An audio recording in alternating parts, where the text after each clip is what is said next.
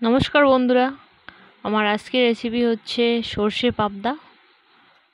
আর এই সর্ষে পাবদা রান্না করার জন্য প্রথমে আমি কড়াইতে বসিয়ে দিয়েছি। এখানে আমি সর্ষের তেল দিব।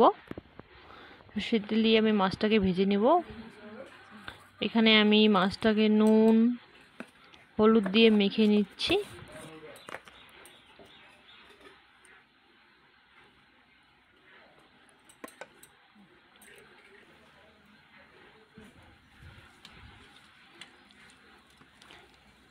সর্ষে পাবদার জন্য আমি যে মাছটা মেখে নিচ্ছি, এই পাবদা মাছটা ভাজার সময় ফুটে ওঠে।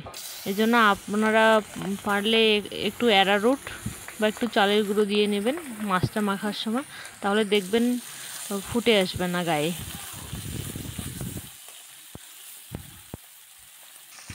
মাছটাকে আমি উল্টে পাল্টে নিচ্ছি। আমার মাছ ভাজা হয়ে গেছে, এখন নামিয়ে নিচ্ছি।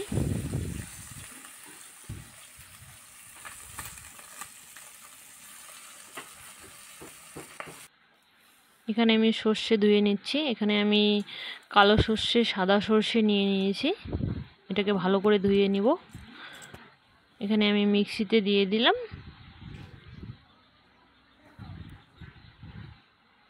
এরপর এখানে আমি সামান্য নুন অ্যাড করে দিচ্ছি যাতে সর্ষেটা তিতা না লাগে। এখানে দুটো রসুন দিয়ে দিচ্ছি আর কাঁচা লঙ্কা দেব। আপনারা আপনাদের ঝাল যেরকম খান সেই পরিমাণে ঝাল দিয়ে দিবেন, কাঁচা লঙ্কার ঝাল। আমার পেস্ট হয়ে গেছে।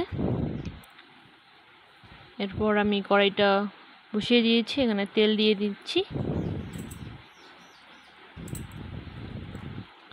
এখানে আমাকে ফোড়নে লাগবে কালো জিরে, শুকনো লঙ্কা, তেজপাতা। এখানে আমি তেজপাতা দুটো দিয়ে দিলাম। এখন কালো জিরে আর শুকনো লঙ্কা দিয়ে দিব।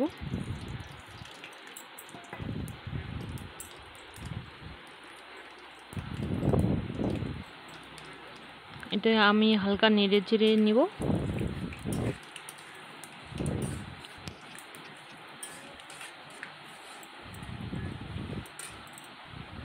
ভাজা হয়ে গেলে এখানে আমি আদা বাটা অ্যাড করে দিব।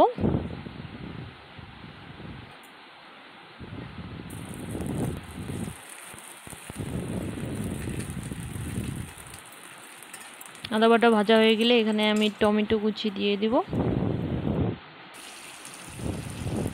টমেটো ভাজা হয়ে গেছে। এরপর মশলা বাটাটা দিয়ে দিলাম।